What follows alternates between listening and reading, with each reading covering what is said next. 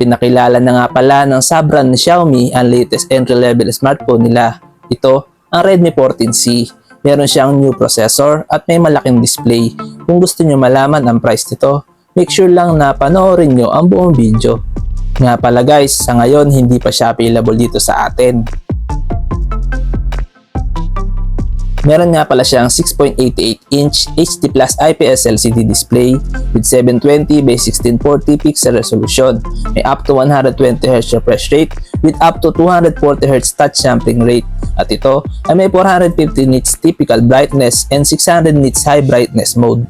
Ang Redmi 14C ay may operating system na Xiaomi HyperOS based on Android 14. May MediaTek Helio G81 Ultra na chipset na may Mali G52 MC2 na GPU. Ang smartphone na to ay may 4, 6 or 8 GB of RAM plus up to 8 GB extended RAM with 128 or 256 GB of internal storage expandable via microSD. Sa kanya namang camera, ang Redmi 14C ay may 50 megapixel main camera plus auxiliary lens with LED flash at may up to 1080p at 30fps video recording.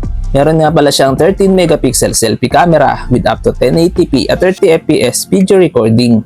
Pagdating naman sa battery, meron siyang 5160 mAh battery capacity with 18 watt fast charging. Sa security, meron siyang side-mounted fingerprint scanner and face unlock at ito ay may loudspeaker.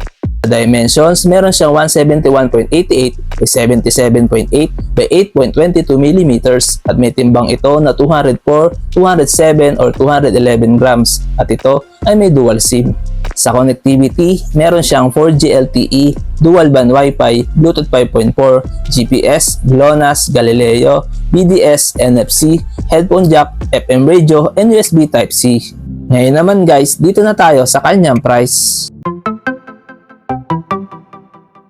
Ang estimated price ng Redmi 14C ay around 7,500 pesos. Ito ay price conversion lamang at pwede pa ito magbago kung sakali magiging available ito sa Philippines. Ano sa tingin nyo guys? Sulit ba ang Redmi 14C? Please comment down below. Hanggang dito na lang muna ang video natin guys. At kung nagustuhan nyo ito, please like, share, and subscribe. Maraming salamat!